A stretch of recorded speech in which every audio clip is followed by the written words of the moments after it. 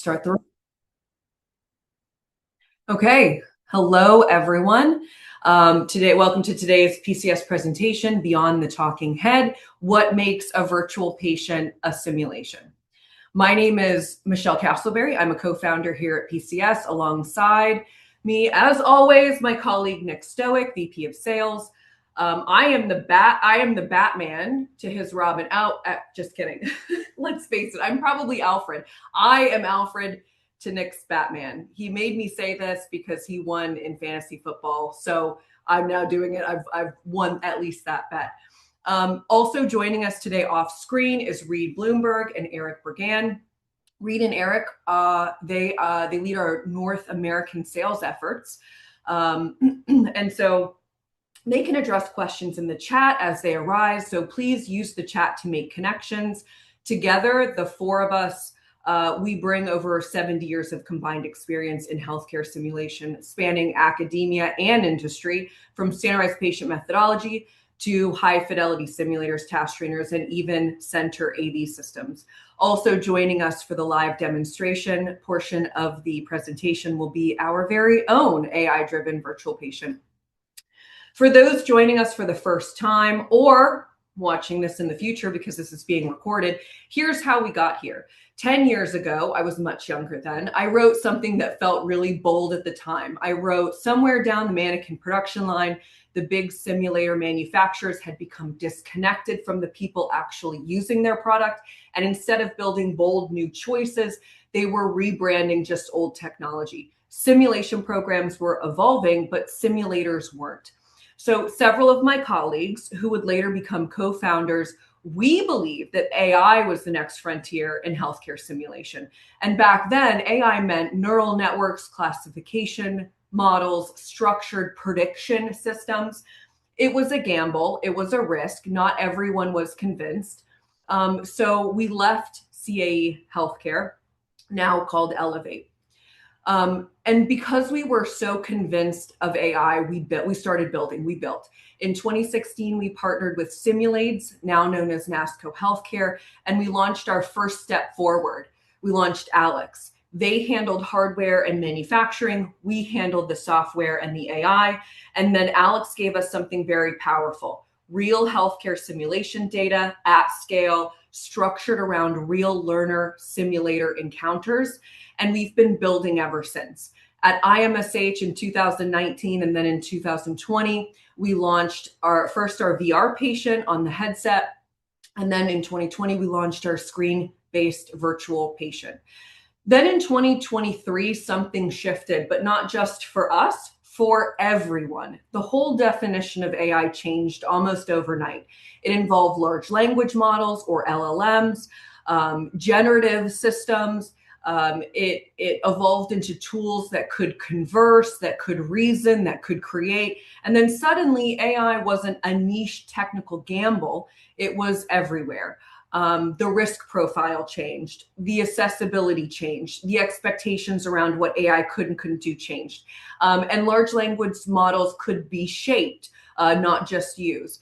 And we had something that then most companies didn't. We had 7 years of structured simulation-specific interaction data. We had real learner-patient conversations, real assessment patterns, real healthcare simulation context. So when LLMs emerged, we were fortunate. We weren't starting from zero. We were able to utilize the data that we had been collecting to train, refine, to shape our LLM specifically for healthcare simulation. So not just a generic chatbot, but a healthcare simulation intelligence engine. In the fall of 2023, we launched Simbox. Simbox was an initiation or an initiative that was really shaped by field feedback. After Nick and Reed, they heard a clear need from simulationists who wanted to bring AI conversations to mannequins. And then this past year, we literally rolled out, and rolled out is a joke because Simbox Ultra is on wheels. You can't tell from the picture, but it's on wheels. And this was our solution to this fundamental challenge of how do you deliver a single visual Simbox instance directly into the clinical exam room of a simulation center. Okay, so stay with me here. Everybody's been so patient so far. Thank you. Stay with me. I'm taking the time to kind of walk you through our story because in this AI wave, I don't think you're going to be evaluating just a product. You're going to be evaluating a partner too. And I think credibility matters. And so I want to convey that from the beginning, our focus has been this singular mission to build AI not as a bolt-on feature, but as the foundation. I once asked my co-founder and CEO, Balaj Moldavani, how he would describe PCS in one sentence. And he says, PCS is the AI company of healthcare simulation. And I don't think he meant that as a marketing line. I think he was just simply stating his strategy, the strategy that we've been building towards for a decade. And if you know him, you know that to be true. And I think that distinction matters. Many companies out there are using AI. We are building AI. Our technical competency is in-house. Our architecture is purpose-built specifically for healthcare. For simulation in healthcare, our models are shaped and owned. They're not rented. There's no third-party cloud platform, if you will. Our infrastructure isn't assembled. It's architected. So if you narrow, so if or when you get to this point where you're narrowing your list of potential partners because you're evaluating virtual patients, I'd encourage you to evaluate beyond features as well. Evaluate the foundation, evaluate the architecture, evaluate who's building the intelligence behind the product, evaluate if or what third parties they might be using, etc. Okay, thank you for that. On to this AI wave upon which I speak. So I don't know about you. I came home from IMSH in San Antonio with one overwhelming impression. I was like, wow, AI is everywhere. And yes, in the past years, I had definitely seen firsthand that steady growth, a company or two emerging with AI features, or a company or two emerging with virtual patients, either on the headset or screen-based. But this year in particular felt different. So I wanted to check my instincts against the data. I looked at the past 4 or 5 IMSHs and focused then on this IMSH using the exhibitor guide, which is still available. It lists every exhibitor that was at IMSH. It breaks it down by modality. It's really incredible. It's like a yellow pages of, I think, exhibitors and products. But out of roughly 143 exhibitors at IMSH this year, 29 companies referenced AI, or they demonstrated some type of or some level of AI capability. And that's about 1 in 5 vendors on the exhibit floor. And I think that, yes, it's the highest number of AI referencing vendors we've seen to date. But it's also the highest total number of exhibitors IMSH has ever had. So I don't think that the sheer growth of the expanding vendor landscape is necessarily the headline, though I will take a moment to just mention this side note that when I see an expanding vendor landscape kind of like this over the past several years, it does give me some pause. Because I don't think healthcare simulation is just another vertical to just add AI to. We know that healthcare simulation is a discipline. It's built on structure, pedagogy, performance measurement, clinical integrity. And when vendors are approaching this market or our market as a market opportunity first and then a discipline second, I think what then happens is AI becomes just this layered feature into their infrastructure that was never really designed for healthcare simulation, if that makes sense. And when reports come out that say, oh, the healthcare simulation market is projected to exceed $7 billion by 2030, I think there's a real incentive for companies outside of our space to move very fast and try to put something in the market that wasn't designed for healthcare simulation. So just a side note, a tangent, if you will, on that. And that when you're evaluating these vendors, consider that maybe metric or dimension as well. So I said that I don't think the expanding vendor landscape is necessarily the headline.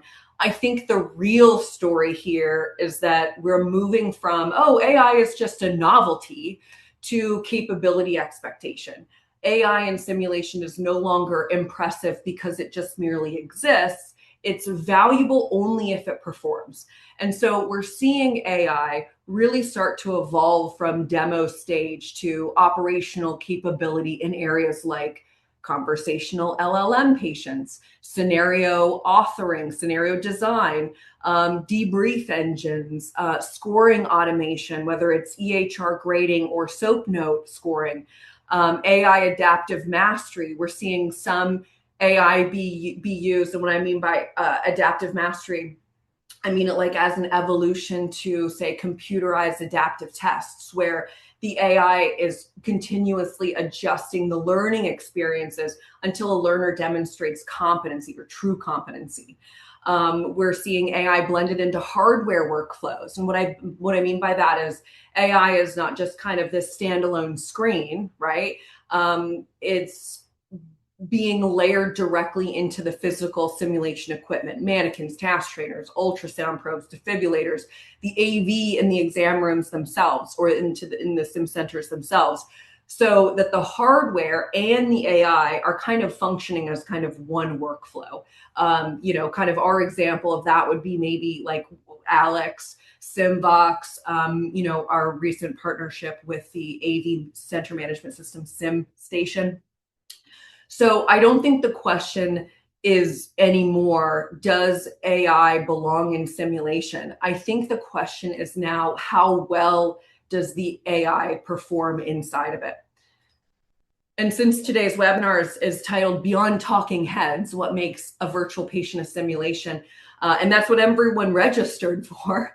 I think we should narrow now our focus and evaluate conversational LLMs, specifically virtual patients that are powered by these conversational LLMs, these generative models that are either delivered through chat or voice. These systems generate that dialogue. Some of them just use text only. Some of them use voice and text, transcription, voice synthesis. But fundamentally here, the conversation is the product, or the communication is the product. One increasingly common application is using tools like ChatGPT. I just read a study about ChatGPT as a standardized patient. And to be clear, ChatGPT is remarkable at many things, including upgrading everyone's headshots with bowl cuts to really jazz up a webinar intro slide. And using ChatGPT makes sense. It's powerful, accessible in a way that, it's free. The paper that I read, it came out of a medical school in the Caribbean, and they don't have access to standardized patient. ChatGPT is astonishingly versatile as well.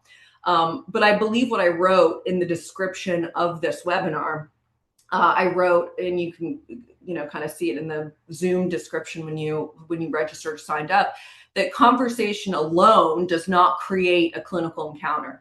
Conversation is very powerful. We know that simulation is more than just dialogue. Simulation has structure, it has defined objectives, it has constraints, it has measurable performance, it's repeatable. If conversation is the only architecture, then all you have really, I think, is interaction, not necessarily a simulation. It actually reminds me of that saying, all bourbon is whiskey, but not all whiskey is bourbon. It's like maybe our equivalent in the healthcare simulation spaces.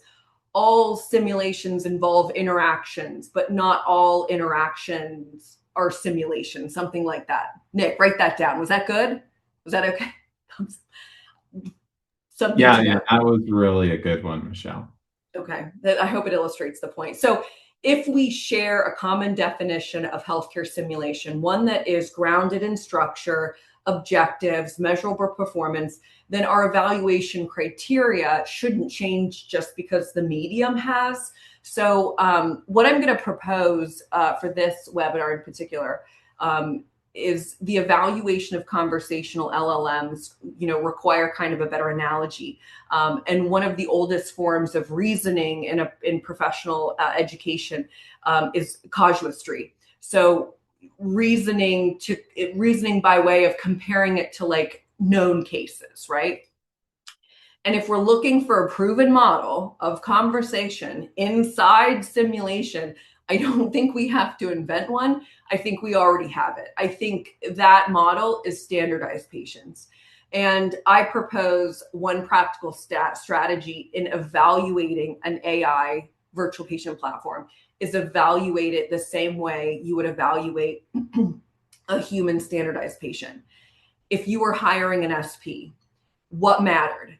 Who did you choose? Why did you choose them? Are they reliable? Are they professional? Are they trainable? Can they stay in role? Do they respond consistently across learners? Can they handle unexpected questions? Do they portray the right amount of emotional intensity? Can they escalate or de-escalate appropriately? Do they represent the clinical condition authentically? If you notice something here with these questions, and when hiring an SP, what you're asking yourself is none of the criteria is simply can they talk. It's not about whether or not they can talk. It's about whether they can simulate. And I think we should start asking our virtual patients kind of that same question. So as the next generative wave of AI or the next generative AI wave approaches, and this wave is going to bring even more photorealistic avatars paired with these conversational LLMs.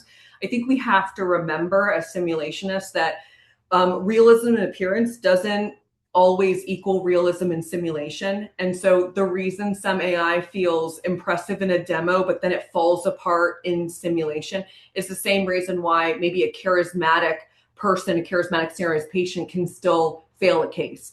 Simulation isn't necessarily about intelligence alone. It's about structured performance within the constraints of the designed simulation. We don't evaluate an SP based on whether or not they're intelligent. They are intelligent. They're human. They're intelligent. We evaluate them on whether or not they are trained for simulation, whether they can perform consistently within those objectives, within the boundaries and the assessment criteria. And so I think that matters even more when we're evaluating AI. Spark wasn't built as a conversational system. Our PCS platform wasn't built that way. It wasn't built that we then later adapted it to healthcare simulation or retrofit aspects of it. It was built the way we would train a standardized patient. That's where kind of our roots are within healthcare simulation. We trained our AI with role boundaries, and Nick's going to show you a few of these things as well during the demo, with role boundaries, with the clinical architecture, the clinical framework. You are a patient, this is a clinical setting. We've built physical exam ability and logic, environmental context. It's not, it's not always this kind of telehealth aspect. You're in the hospital, you're in the clinical exam room, you can move around that space, you have access to drawers and tools. Progression rules to where, kind of that state transition, if you will. So I think when you evaluate AI in simulation, or when you're evaluating virtual patients, the question isn't, is it intelligent? Is it smart? It's, I think, would you hire this as a standardized patient? And so with that, I'm going to turn it over to Nick to log us in and kind of demonstrate PCS Spark as a virtual patient, and to kind of bring forward then some of these things that I've kind of chatted about. Perfect. Thank you, Michelle.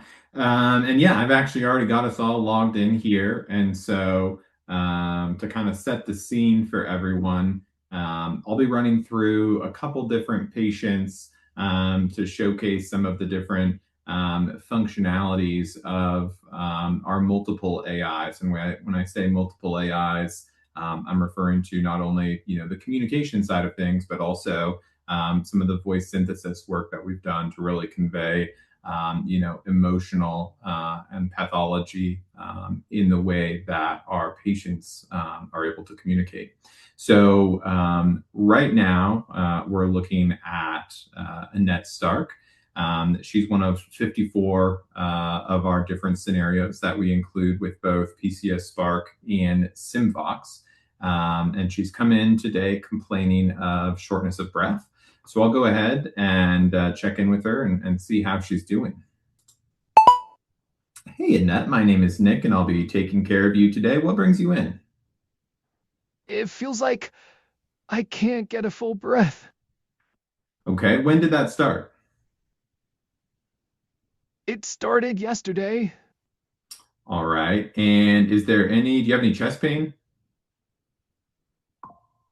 No, I don't have any chest pain. Okay, that's good. So you just can't catch a full breath. Any other symptoms that you've noticed? I've been coughing a lot and I feel tired. Okay. Have you ever had anything like this before? I had similar breathing problems 3 months ago. Okay. What happened 3 months ago? Do you remember? I was admitted to the hospital for a COPD flare up. Okay, so you have COPD? Yes, I have COPD. Okay. How long have you had COPD for? I've had COPD for 10 years. Okay. And I always like to ask this question, do you still smoke? Yes, I still smoke. Okay. Have you considered quitting at all? No, I haven't considered quitting. So I'll just take a pause there and kind of recap a few different elements of the conversation that we've seen so far. First off, I like to, point out that, of course, nothing is scripted. So it's really up to, the learners and the folks that are interacting with the patient to choose the right line of questioning for the scenario. And then obviously, everyone is going to communicate in their own style and their own manner. And that's where the patient is basically able to understand any different type of variation of a question and then respond back to a scenario specific response.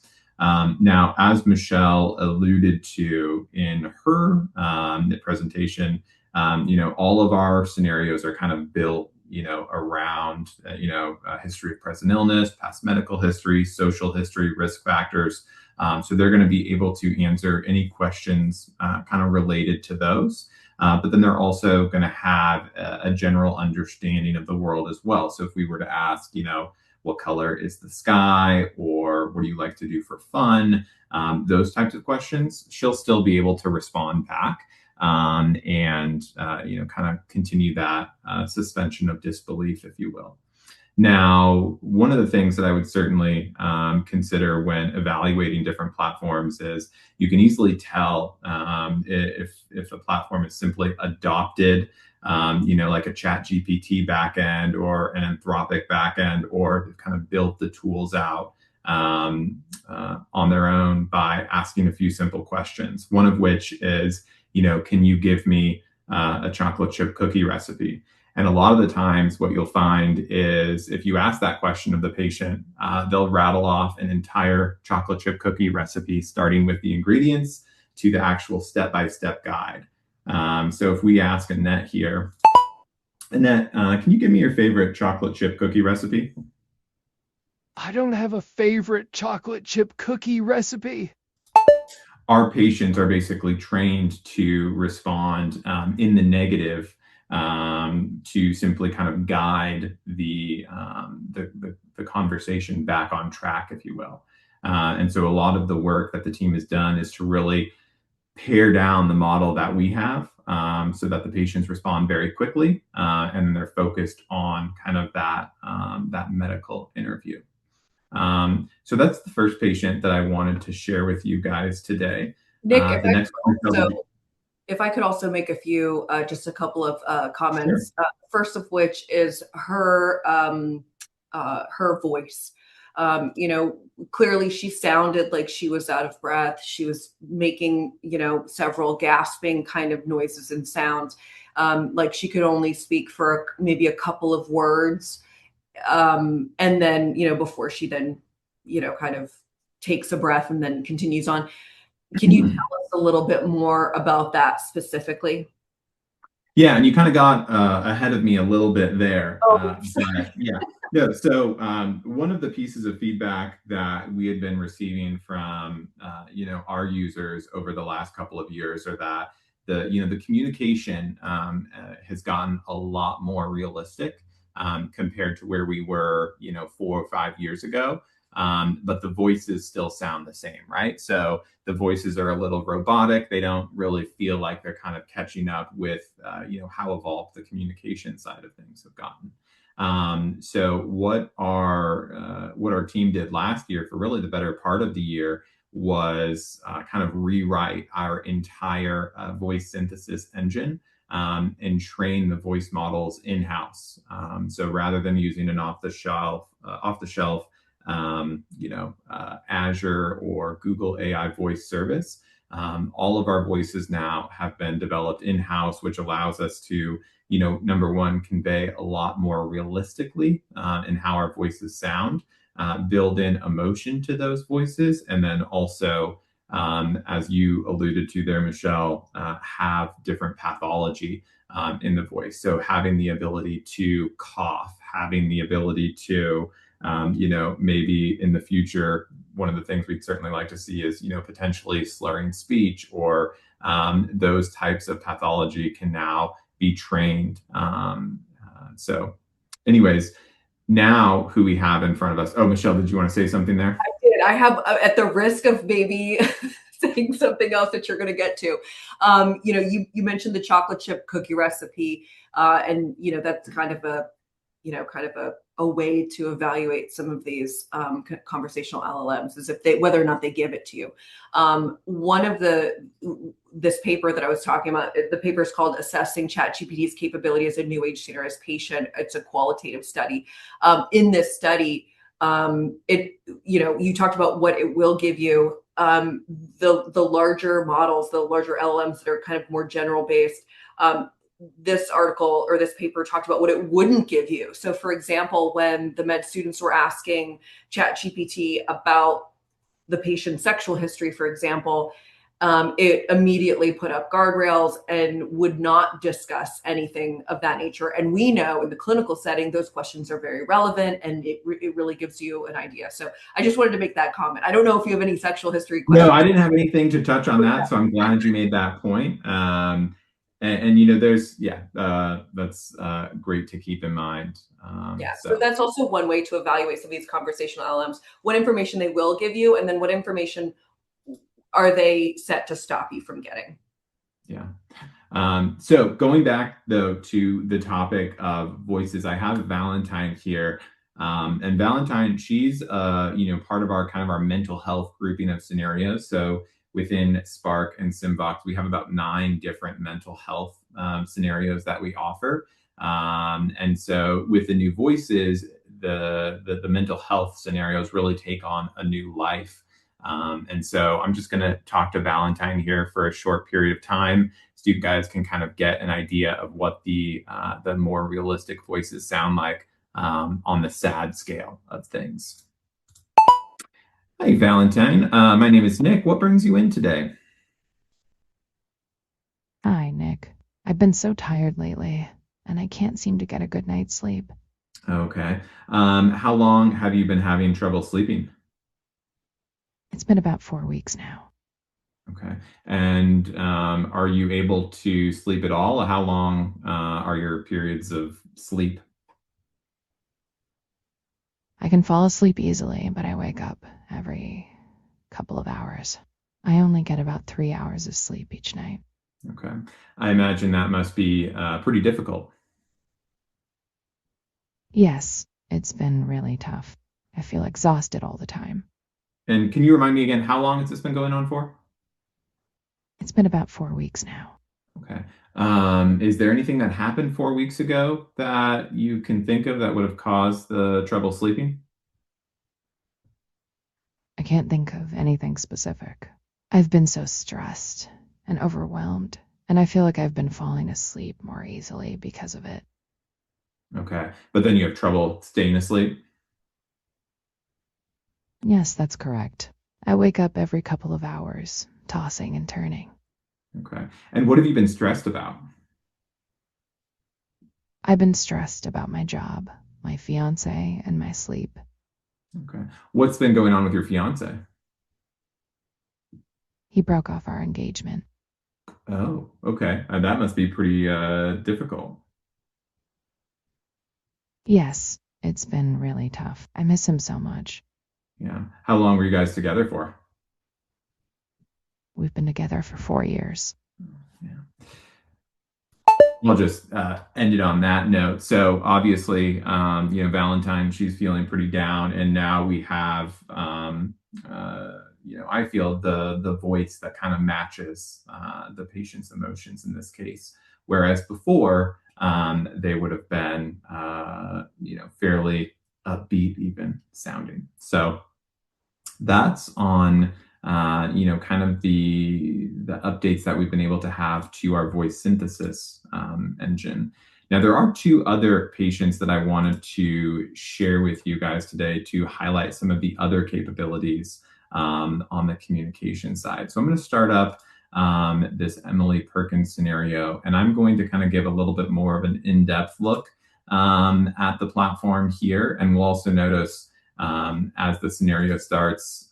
So it's the same avatar, different patient scenario, but we can tell, from her body language, she's, obviously dealing with something a little bit more painful as opposed to simply being sleepy. So I'm going to see what's going on with her, and then we can also do kind of a full head to toe physical exam. Good morning, Emily. My name is Nick. I'll be taking care of you today. What brings you in? Good morning, Nick. I've been having this stomach pain for days, but it Okay. got worse yesterday. So I knew I needed to see a doctor. Okay, well, I'm glad you came in. What does the stomach pain feel like? It's a dull, crampy pain. It's really uncomfortable. All right. And if you had to rate the pain on a scale of 1 to 10, what would you rate it? I would say it's an 8 out of 10. It's very intense. Yeah, that sounds pretty bad. Now, is it a constant pain or does it come and go?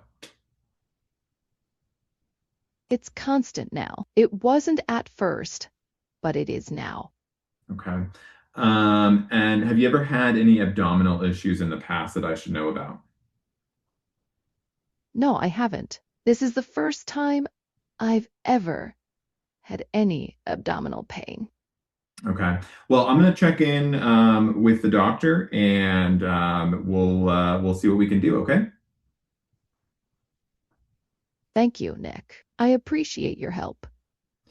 With Emily here, I'm kind of loaded in as a nursing resource set. So my objectives are going to be a little bit different than a medical student per se.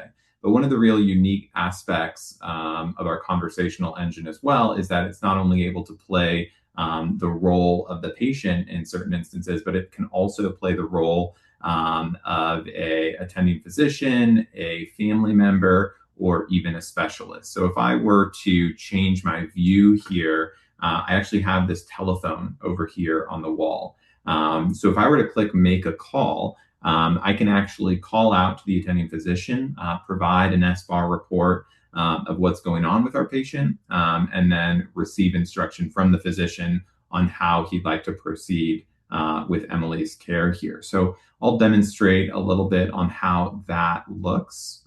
So first, though, we should let's just go ahead and gather some information from her from the physical exam standpoint. So I'm just going to do a quick physical exam, see if she's got any tenderness by palpating her abdomen. And the way I do that is pretty straightforward. Simply pick up the gloves here, and then if I hover over any of the different quadrants of the abdomen, I can palpate any one of those quadrants, and then I will see if there is any abnormal findings here. So I'm just checking around, and it looks like from her abdomen, doesn't look like it's tender when I palpate it. So that'll be good information that I can provide the doctor. So let's go back over to the telephone here and get that report.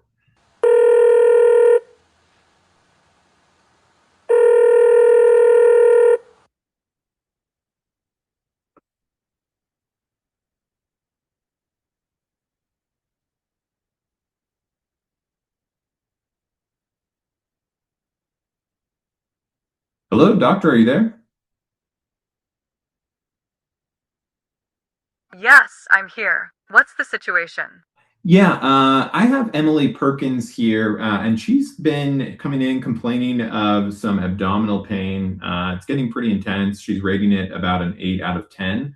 I did do a quick physical exam on her, and she doesn't report any tenderness, though, when I palpate the abdomen. How would you like me to proceed here? Okay, go on. What are her vital signs? Great question. I have not taken her vital signs. Take her vital signs immediately and report back. Okay, will do. Thank you, doctor.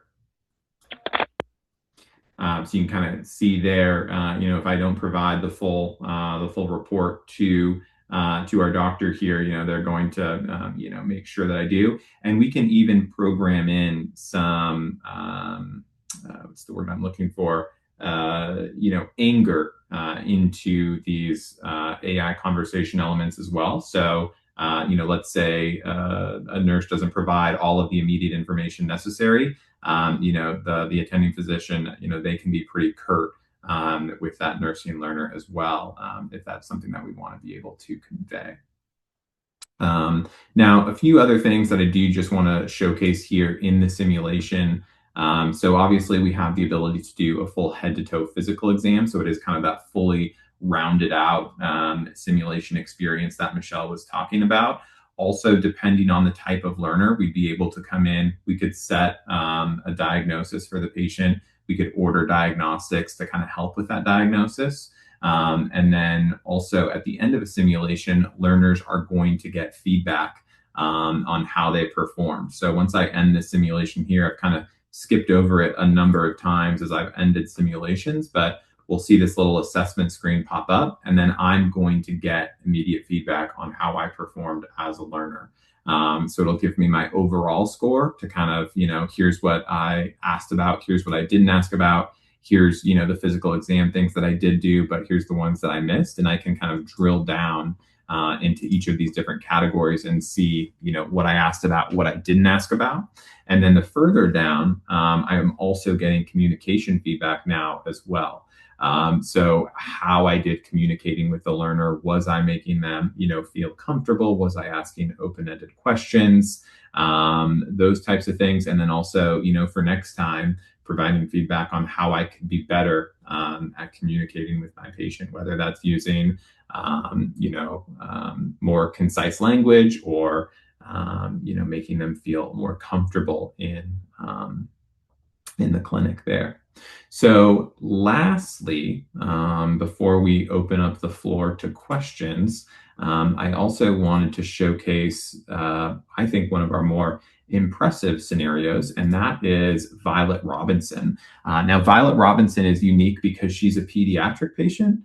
So we've trained our model to, simulate pediatric level and style of conversations. But you'll also see here in just a moment as the simulation loads, it's not going to be just Violet in the room. It's also going to be her mother. And that can be either, a parent or a guardian, depending on how the simulation is, set up. And what's really unique is, not only can we ask questions of Violet, but we can also ask questions of the mom as well. And we can direct questions to either individual and then have that respective individual reply back. So I'll kind of just showcase here a little bit on how that's set up. Hey, Violet, I heard you weren't feeling very well. What's going on? Can you tell me? I've got a bad cough and I'm really tired. I feel like I'm going to be sick forever. Oh, I'm so sorry. That must be really tough, huh? Yeah, it's been really hard. I just want to feel better so I can go back to school and play in my soccer game. Yeah, yeah, I can totally understand that. Mom, can you tell me, when did this start? It started about a week ago. I thought it was just a cold, but it's getting worse. Okay, and have you been checking Violet's temperature at all? What's it been at? Yes, I have been checking her temperature. It was 101 degrees when I picked her up from school yesterday, and it was 103, 104 degrees when I took her temperature in the middle of the night. Okay. Have you been giving her any Tylenol or fever reducing medicine? Yes, I have been giving her children's Tylenol. It seems to help and bring her fever down. Okay. Violet, if you had to rate the pain on a scale of 1 to 10, one being, barely hurts at all, 10 being the worst pain you've ever felt, do you think you could give a rating for me? I would say it's a 3. It's not a big deal, but it's new and it hurts a bit. Okay, well, that's good to know. So I'll just kind of Yeah, pause it there. I just want to feel better so I can go back to school and play in my soccer game. Yeah, yeah.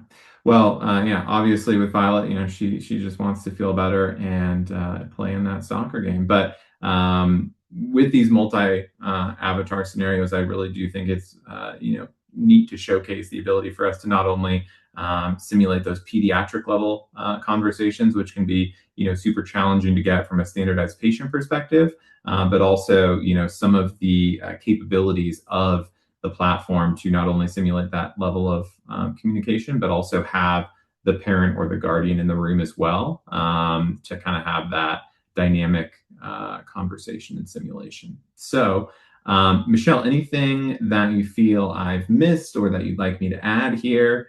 Um, I always have things to add. One of the things I will also mention is the latency. Asking the question, then receiving the answer from the standardized patient, or from the virtual patient rather, and when you have an in-house system like ours, you can almost guarantee a more conversational latency, meaning like anywhere between, around like 1.5 to 2 seconds. Sometimes when you're reaching out to a third party, latencies can vary. And what we've seen, in the past is when latency varies, it can impact the trust of the learner. The learner then all of a sudden kind of distrusts the responses they're getting. If it's kind of a large language model, and they kind of distrust then the experience. So that's one of the biggest drivers, one of the many big drivers, I think, with us having, all of our technology in-house, is so that we can standardize these repeatable performances at low latency to continue to build trust with the learners, experiences. So that was going to be one comment, was going to be the latency. The other comment was going to be regarding authoring patients, and that kind of a few key phrases that the patients will provide the learners for certain questions that they ask. Think of it like the standardized patient's opening statement. Ensuring that the learners all have a very similar, consistent, standardized experience for assessment is very important. Yeah, that was so that was that, and yeah, those were the two main comments yeah. that I had looking at this particular scenario. Oh, one of the other things is, for example, some of the large language models don't do pediatric voices because it's a violation of, or they're concerned about how it's going to be used on a broad scale, at a more kind of a broader scale. So having pediatric voices, both male and female, has been very valuable. And I think that with Simvrox Ultra, the pediatric patients are going to be used quite heavily because they can just roll in kind of a pediatric patient to this exam room if they don't have access to a pediatric standardized patient. Yeah, absolutely. And I should mention too on that front, for a long time we only had female pediatric patients, but we are either launching or it's already launched a male pediatric patient now as well. So that's pretty exciting. Oh, the other thing I was going to mention when you were on the assessment form is that review request link. So, like if you stop this scenario, learners, this is part of kind of that self-driven aspect of the system as well, where learners, once they see their assessment, they can go ahead and they can look, like if you pull down present illness, like open that pot up on the left-hand side, there's going to be an I. That I is going to tell the learners it's the I, Nick. It's the I to the, yeah. Aren't I hovering over the eye? Yes, you're hovering over the I. That's going to tell the learners kind of what was required for that credit. So in this instance, discussion of severity, fatigue, sleeplessness, these are clinically relevant to this patient. So that's the other component of our assessment 2.0 is that we're looking for clinical relevance for these items. Now, I'm sorry, I led you astray, Nick. I was talking about review request. I wanted to show that I component.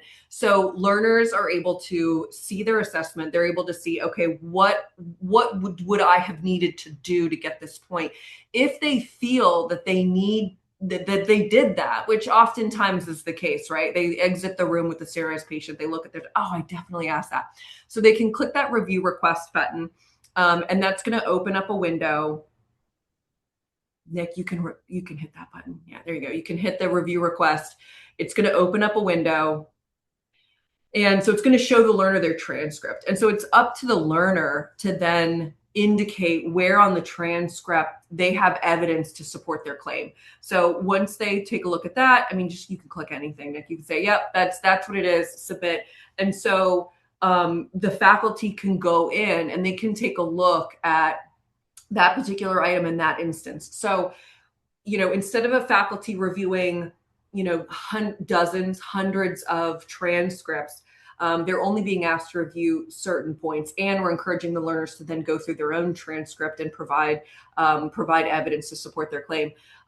If you have standardized patients, if you have a standardized patient program, I think that this is also something that trained faculty observers or trained observers can do.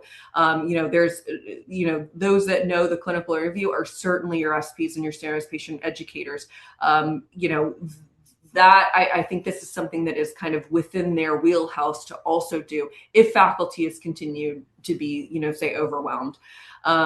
So that's the assessment portion. And Nick, if you scroll down to the communication, the kind of the communication feedback, this is also something that can be, as well as the checklist, that can be customized for can be customized by the institution. So for example, you can customize what you want on this checklist, what you want specifically in that feedback section or portion.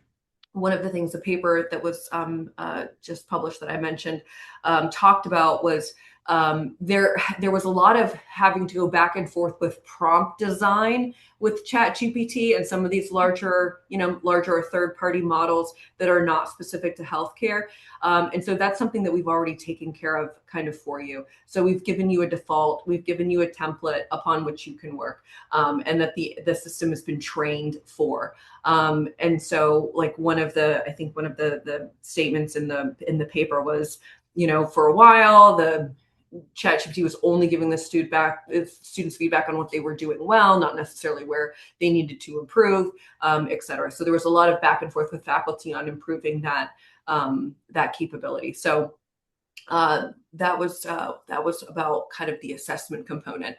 I think that's it. We do have a few questions if you're ready, Michelle. Oh yeah, absolutely. Let's pull the questions. So I can read them off, and I think Michelle, for those of you who don't know, she used to be the head of our content team, so she's got a great background there, because I think that's going to be helpful for this first question, which is, I believe, in response to different types of scenarios, but what about intellectual disabilities? Would that be possible?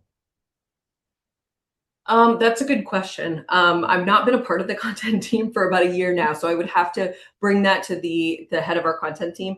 I think then it's with that, it's depends on what type of intellectual disability. And one of the nice things about having our own model is that we could potentially train for that specifically. So, for example, if you are a user and you say, I want to have this case of traumatic brain injury, I want to do a traumatic brain injury, we'd give the LLM like examples upon which to train on. So this is how a traumatic brain injury patient would respond.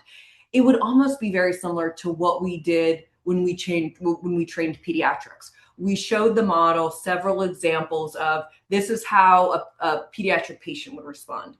Pediatric patient, they would say that it's been going on forever because they're 7 years old and 2 weeks feels like forever to them. So I think it would be a matter of that. It'd be, can we have examples to then train the LLM? And then one of the components, of course, is being able to test that within the system, which I don't know, Nick, if you want to navigate to a patient concept page, Sure. because I think that's also very different when it comes to, say, PCS and other platforms or other large models like ChatGPT, where things are organized in the flow of a history that makes sense for for healthcare simulation, and then being able to test that concept live and in real time. So, for example, Jason, we're in this process of, okay, let's train for traumatic brain injury. Let's feed the model a couple examples. We then give you the heads up, hey, the model, has been updated. Could you go in and then, ask some questions? Then, we would kind of go from there. So that would be the answer. I would feel confident about that, to that question. Tiffany asked, do you have anything in the works to align assessment building with nursing AACN competency? Assessment building, I would say not at the moment. When we're looking at AACN competency right now, we're focused on the scenarios meeting some of those competencies, but not necessarily the assessment. But that's something, if you want to work together on, Tiffany, we would be totally up for that. Nick, this might be more of a question with you. How will this work with the new ADA requirements? Yeah, so I'm not specifically familiar with the latest ADA requirements. However, what I can say is that we've gone through a full VPAT review on our platform. And so that kind of, lines out, hey, this meets this accessibility function, this meets this accessibility function. And we have not ran into any roadblocks with any of our accessibility features.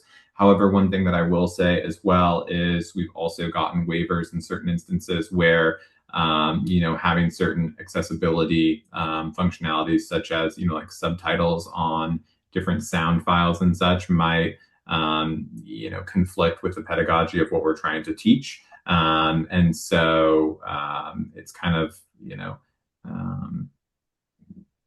we've got it to the point where I guess it needs to be to kind of meet those accessibility requirements.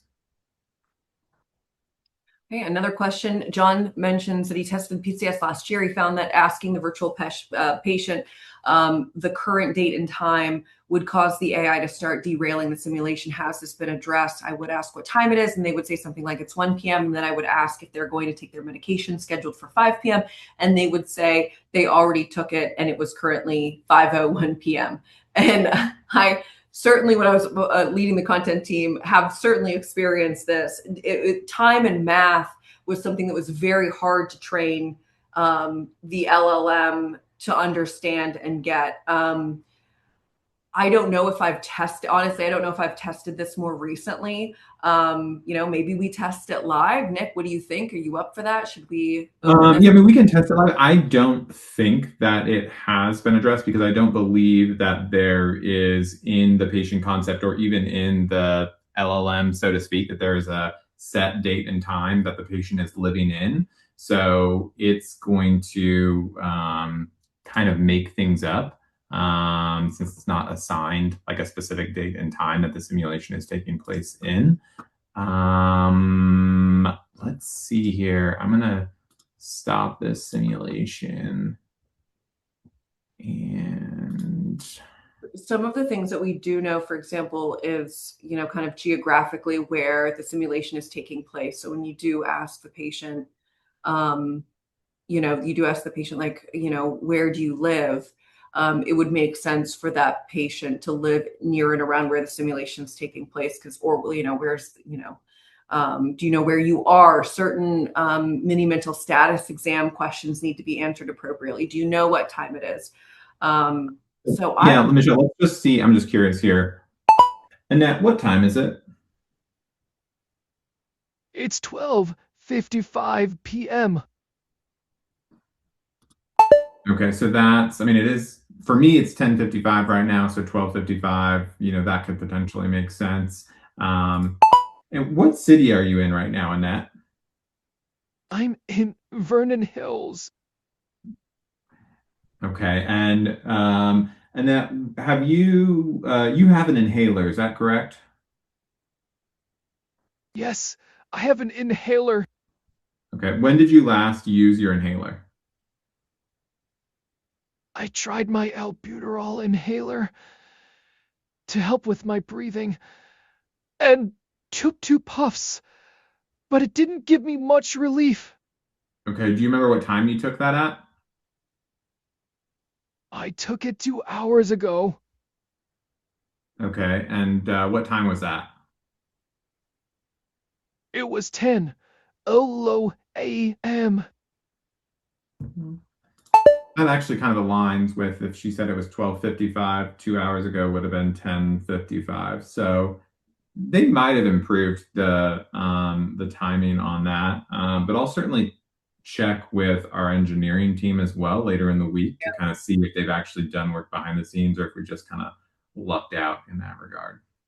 Yeah, because I think with the patient concept too, we advise our end users when they're putting in the patient concept to avoid specific times, but kind of relegated to an hour. Like what Annette said, she took her inhaler 2 hours ago, versus she took her inhaler at 1 o'clock in the afternoon type of thing. So just something that we should that John, we've got your information. We can connect offline about this too. Seems like Nick and I are in disagreement on this, and maybe the truth lies somewhere in the middle. So great. Yeah, I guess it's almost 11 o'clock. We were thinking this was only going to take 35 minutes, but here we are. We took the full hour. So, Michelle, anything else you want to add before we sign off? No, nothing. Just thanks to everybody that that kind of attended today, making time. All those watching, the recording. If you want to reach out to Nick or myself, it's pretty simple. Michelle at PCS.ai or Nick at PCS.ai, or if you want to connect with Reed or Eric.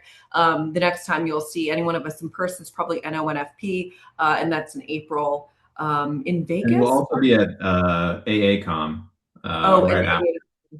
Osteopathic medicine. So please visit our website. You can schedule a demonstration for your institution, at your convenience. You can also follow us on LinkedIn. I'll be sharing the presentation and some of my notes, as well as this recording. So after its conclusion. So thank you all for joining us today. Thank you, Nick. It's always a pleasure co-hosting a webinar with you. Thank you, Reed. Thank you, Eric, for being available on chat. And I hope everybody has a great week. Thank you very much. Thanks, Michelle. Thanks, everyone, for tuning in.